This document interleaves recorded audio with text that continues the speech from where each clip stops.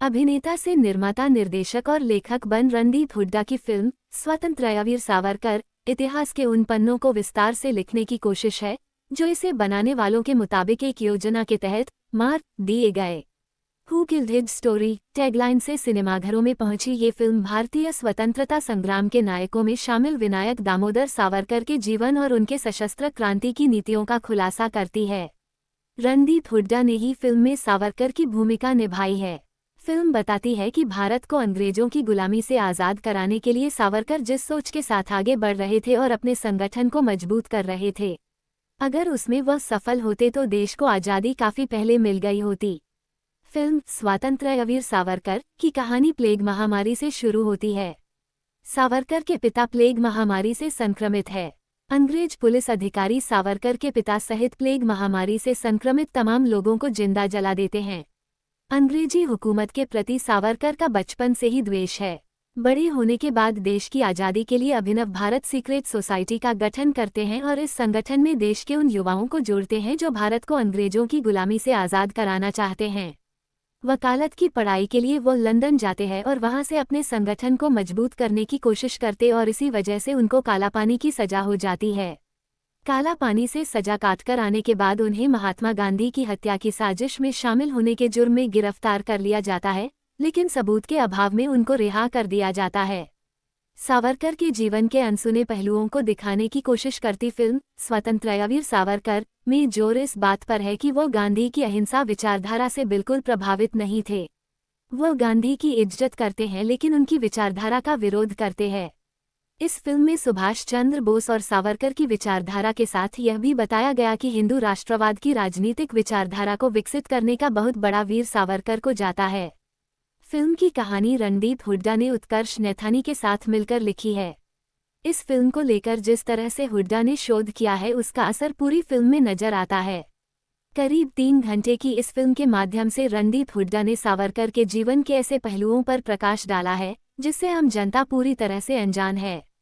उन्होंने इस फिल्म के माध्यम से ये भी सवाल उठाया है कि आखिर किसी कांग्रेसी नेता को कालापानी की सजा क्यों नहीं हुई।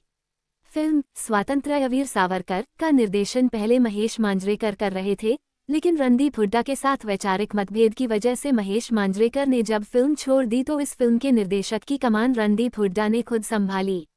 रणदीप हुड्डा की निर्देशक के रूप में भले ही यह पहली फिल्म है, लेकिन जिस भव्य तरीके और गहराई के साथ उन्होंने इस फिल्म को प्रस्तुत किया है वो काबिले तारीफ है। कालापानी की सजा वाले सीन देखकर जहां रोंगटे खड़े हो जाते हैं, वहीं फिल्म के भावनात्मक दृश्य भी काफी असरदार बन पड़े हैं। इंटरवल से पहले फिल्म की रफ्तार थोड़ी धीमी है, लेकिन इंटरवल के बाद फिल्म अपनी पकड़ अच्छी बना लेती है और फिल्म के कई संवादों पर सिनेमा हॉल में तालियां भी बजती हैं। पूरी फिल्म रणदीप हुड्डा के ही कंधे पर टिकी हुई है।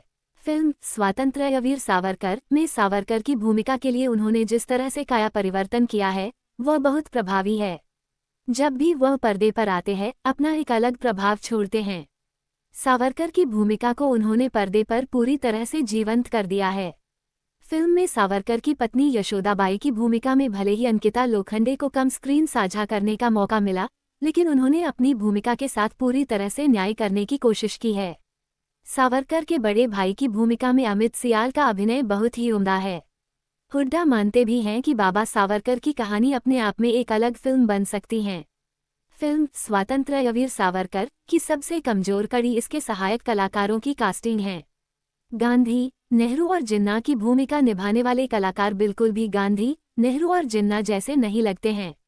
फिल्म के कास्टिंग डायरेक्टर पराग मेहता ने फिल्म के मुख्य कलाकारों के अलावा बाकी कलाकारों की कास्टिंग ऐसी की है जिनका उस दौर के स्वतंत्रता सेनानियों से मेल नहीं खाता है। फिल्म की शूटिंग अधिकतर सेट्स पर ही हुई है और ये सेट वास्तविकता के करीब लगते हैं। इस मामले में सेट डिजाइनर नीलेश वाघ का काम काबिले तारीफ है। फिल्म का संगीत औसत है। देशभक्ति पर बनी फिल्म में कम से कम एक गाना ऐसा जरूर होना चाहिए था जिसे सुनकर जोश आ जाए, लेकिन इस फिल्म में ऐसा कोई गीत नहीं है। फिल्म का बैकग्राउंड स्कोर जरूर फिल्म के दृश्यों को प्रभावी बनाने में सहायक साबित हुए हैं। अरविंद कृष्ण की सिनेमेटोग्राफी कमाल की है। उन्होंने उस कालखंड को पर्दे पर बहुत ही खूबसूरती के साथ पेश किया है। कमलेश कर्ण और राजेश पांडे की एडिटिंग इंटरवल से पहले थोड़ी सी सुस्त है, लेकिन इंटरवल के बाद उनकी यह कमी नहीं अखरती है। कॉस्ट्यूम डिजाइनर सचिन लोवलेकर ने उस कालखंड के हिसाब से कलाकारों की वेशभूषा अच्छे से डिजाइन की है।